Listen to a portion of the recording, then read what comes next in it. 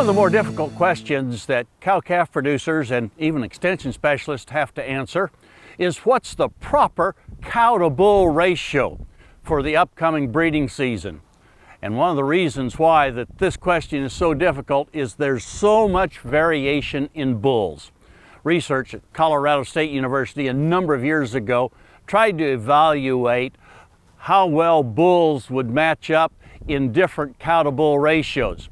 They used synchronized sets of females, turned in as low as 1 bull to 5 females, to as high as 1 bull to 50 estrus synchronized females. And when they got done, they found just tremendous variation, that some bulls could handle a large number of synchronized heifers, and other bulls wouldn't do a good job even with 5. So what do we do? How do we answer this particular very tough question? Well, I think there's an old rule of thumb that can come in pretty handy. It's a conservative rule of thumb, but it's a good guideline to use when we're trying to match bulls with the number of females. And that rule of thumb is to match these young bulls with the same number of females that his age is in months as he goes into the breeding season. So let's use an example that we've got a spring-born calf that was born last year in February or March, and we'll turn him in, say, about the first part of May.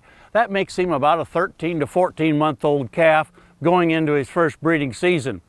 I would say in that situation, 10 to 12 females is about the max that we'd want to put with that very young bull.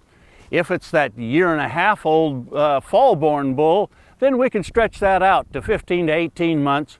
And certainly with the 2-year-olds, we expect them to work pretty well with the standard 20 to 25 cows in his breeding pasture.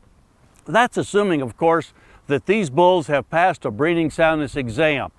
And that's our best indicator of whether these bulls are going to have the fertility and can cover the cows that we put there in front of him.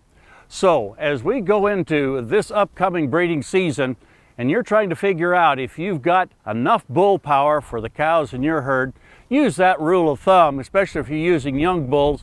I think that'll be a good guideline to get us through this first breeding season for those very young bulls, and then we can go ahead and match him with the 20 or 25 cows next year as we use him the second year in the second breeding season.